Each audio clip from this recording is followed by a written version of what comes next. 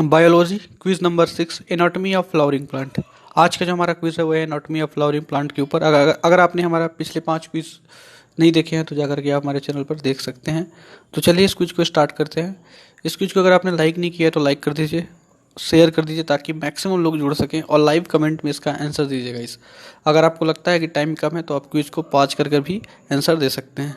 ठीक है, तो चलिए क्विज स्टार्ट करते हैं। सबसे पहला क्वेश्चन आपके समक्ष आ रहा है। तो पहला क्वेश्चन ये है, what is the name of A in the given figure and its function. Option A lysigenous cavity, option B water storage, option B A resin duct, B strength and durability, option C A lysigenous cavity, B food storage, option D A resin duct, B photosynthesis. तो इसका answer क्या है, जल्दी से live comment में दीजिए guys, live chat में इसका आंसर दीजिए। तो इसका आंसर होगा B A resin duct, B strength and durability. चलते हैं अगले क्वेश्चन की तरफ गाइस।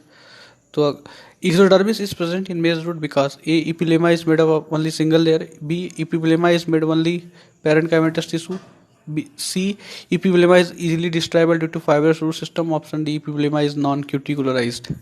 तो इसका आंसर दीजिए गाइस जल्दी से लाइव चैट में। अगर आपने क्विज को लाइक नहीं किया है तो लाइक कर दीजिए, शेयर कर दीजिए। अगर आपको लगता है टाइम कम है तो क्विज को थोड़ा सा पॉज कर लीजिए और इसका आंसर दीजिए। लेकिन उम्मीद है कि इतने में आप देख चुके होंगे अब तक आंसर, तो जिसका आंसर आपको बताने वाले हैं। तो इसका आंसर होगा C epiblema is easily destructible due to fibrous root system. अब अगले क्वेश्चन की तरफ पढ़ते हैं गाइस।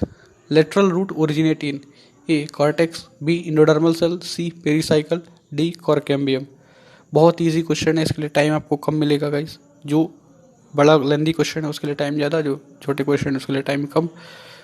तो ये छोटा क्वेश्चन है, इजली एनसीईआरटी से है ये। तो इसका आंसर होगा सी पेरीसाइकल। ठीक है, तो फिर से चलते हैं अगले क्वेश्चन की तरफ गाइस। तो अगला क्वेश्चन है, Casparian strip are found in A epidermis, B endodermis, C exodermis, D pericycle. ये भी छोटा क्वेश्चन है, स्ट्रेट फॉरवर्ड क्वेश्चन है ये, इसमें ज़्यादा सोचने की ज़रूरत नहीं है। अगर आपको आंसर याद है तो जल्दी से आप आंसर दे सकते हैं। तो इसका आंसर क्या है गाइस, जल्दी से लाइव चैट में लिखिए। अब उम्मीद है आपने लिख लिया होगा। तो इसका आंसर होगा बी इंडोडर्मिस। ठीक है, अगले क्वेश्चन की तरफ बढ़ते हैं गाइस। अगला क्वेश्चन है, which give rise to cork tissue, A periblem, B phellogen, C phelloderm, D periderm. ये भी स्ट्रेट फॉरवर्ड क्वेश्चन है गाइस, इसके लिए भी टाइम कम है आपके लिए। जल्दी से इसका आंसर लाइव चैट में दीजिए। कम ऑन गाइस, इसका आंसर हम बताने वाले हैं आपको। इसका आंसर होगा बी फेलोजन। ठीक है, चलते हैं अगले क्वेश्चन की तरफ। What are the external protective tissue to the plant, A cortex and epidermis, B cork and cortex, C pericycle and cortex, D epidermis and cork. तो अब तक उम्मीद है कि आपने आंसर दे दिया होगा। अगर आपने नहीं दिया है तो आप जल्दी से क्विज को पॉज कर लीजिए, आंसर दीजिए। उम्मीद है आपने आंसर दे दिया होगा। तो इसका आंसर होगा डी एपिडर्मिस एंड कॉर्क। ठीक है, तो अगले क्वेश्चन की तरफ बढ़ते हैं। अगला क्वेश्चन है, border pit are found in A vessel wall, B sieve cell, C sieve tube, D companion cell. ये एनसीईआरटी का क्वेश्चन है गाइस, एकदम स्ट्रेट फॉरवर्ड क्वेश्चन है ये सब, इसमें ज़्यादा सोचने की कोई ज़रूरत नहीं है। अगर आपको आंसर पता है तो जल्दी से आप आंसर दे सकते हैं लाइव चैट में। तो चलिए इसका आंसर बताते हैं। इसका आंसर होगा ए वेसल्स वॉल। ठीक है, अब अगले क्वेश्चन की तरफ बढ़ते हैं गाइस, ज़्यादा टाइम न बर्बाद करते हुए। Bicollateral bundle are found in the stem of A pumpkin, B sunflower, C trachina, D gram. ये एनसीईआरटी के बाहर से क्वेश्चन है, लेकिन ये क्वेश्चन बहुत सारे एग्जाम से पूछा जाता है, इसलिए हमने इसको पिक किया है। आप इसको याद कर लीजिए, अगर आपको नहीं याद है तो। इसका आंसर होगा ए पंपकिन। ठीक है, याद कर लीजिए, ये क्वेश्चन इंपॉर्टेंट है। चलते हैं अगले क्वेश्चन की तरफ। How many radial vascular bundle are found in dicot root, A 4, B 6, C 2, D 1। जल्दी से इसका आंसर दीजिएगा गाइस। इसका आंसर होगा ए 4। ठीक है, 4 वस्कुलर बंडल पाए जाते हैं डाइकॉट रूट में। ठीक है, अगले क्वेश्चन की तरफ बढ़ते हैं। The age of tree can be determined by A measuring diameter, B counting the number of annual ring, C counting the number of leaf, D find out number of branches. ये बहुत ही easy question है। इस question को अगर कोई चीज़ easy बनाती है तो वो है इसके ऑप्शंस, क्योंकि इसके ऑप्शन एकदम स्ट्रेट फॉरवर्ड है, देखते ही आंसर मार देने वाला है। इसका आंसर होगा B counting the number of annual ring. ठीक है, तो इसके ऑप्शन ईजी थे। चलते हैं अगले क्वेश्चन की तरफ गाइस। इसे मैच द कॉलम करना है आपको।